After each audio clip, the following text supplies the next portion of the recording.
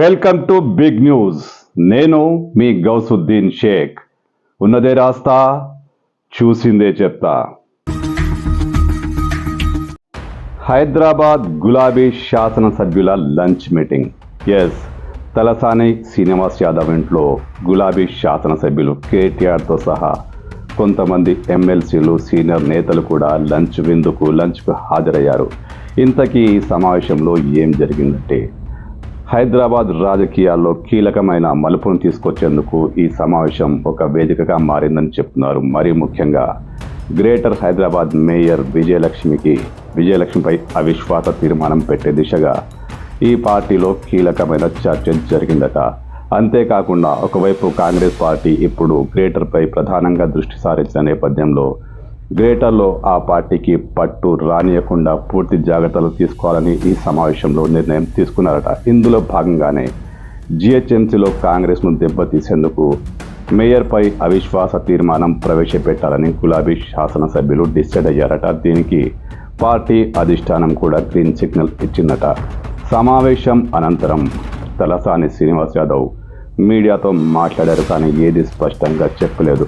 జనరల్గా మాట్లాడుకున్నాం, అన్ని విషయాలు మాట్లాడాం, రాజకీయాలు మాట్లాడాం, వ్యక్తిగత విషయాలు మాట్లాడాం, కుటుంబ విషయాలు మాట్లాడాం అంటూ ఆయన నర్మగర్భంగా అనేక విషయాలు బయటపెట్టేశారు. మేయర్ విజయలక్ష్మిపై అవిశ్వాస తీర్మానం విషయం కూడా ఆయన చెప్పిన కామెంట్స్లో చాలా అంతర్లీనంగా కనిపించింది.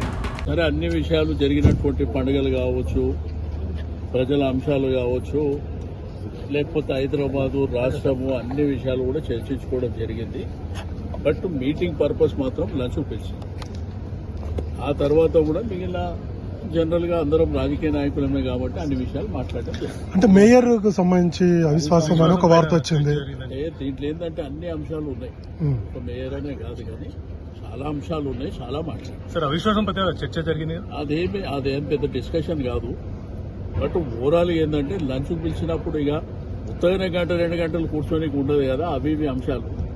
అయితే ఈ సమావేశంలో హైదరాబాద్కు సంబంధించి పలు కీలకమైన నిర్ణయాలు తీసుకున్నట్లు తెలుస్తోంది.